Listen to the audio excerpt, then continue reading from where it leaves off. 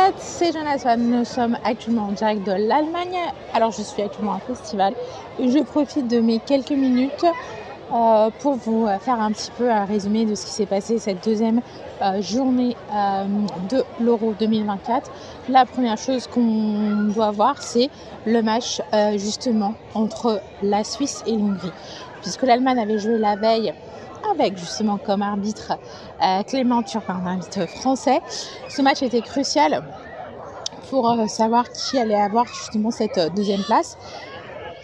Et c'est le cas de la Suisse. Pourquoi le match était un petit peu tendu justement côté suisse, puisque le premier but leur avait été refusé pour un hors-jeu, mais suite à la VAR a pu annuler justement ces contestations. Il n'y avait pas hors-jeu puisqu'il y avait bien un pied justement hongrois qui était en avant et qui protégeait justement le joueur suisse. Ce sont plutôt des joueurs assez jeunes qui ont marqué, tout comme le premier match justement avec l'Allemagne. On fait vraiment face à la jeunesse. La Hongrie aurait pu égaliser, puisque déjà le match était 2-0 à la mi-temps, donc c'était bien parti. Ils auraient pu égaliser, ils étaient revenus à 2-1, mais finalement les Suisses ont pris un pas de plus pour justement faire un vrai break et même en cas de but, s'assurer que la Hongrie ne puisse revenir au score. Donc au lieu de revenir au score, l'Hongrie s'est pris tout simplement un troisième but. Du coup là ça clôture bien sûr l'équipe A avec bien sûr en première position nous avons bien sûr l'Allemagne.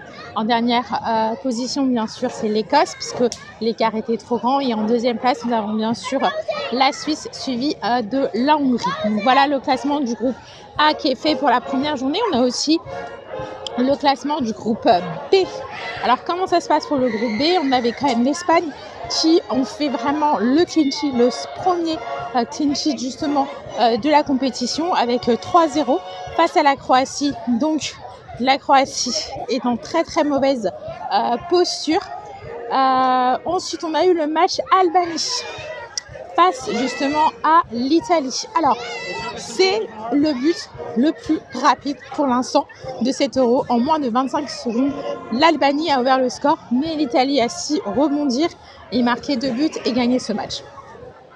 Ce score ne me surprend pas.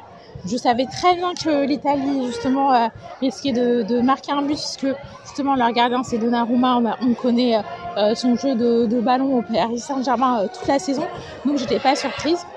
Donc l'Italie, même s'il gagne ce match, comme l'écart est vraiment très faible, gagner seulement 2-1, ne se trouve plus en deuxième position face au clean sheet de l'Espagne qui ont quand même 3 points d'avance en termes de goal average. Donc voilà un petit peu ce qui se passe pour le classement du groupe A et du groupe B pour cette deuxième journée dans la compétition de l'Euro. Et je vous dis à demain pour la suite.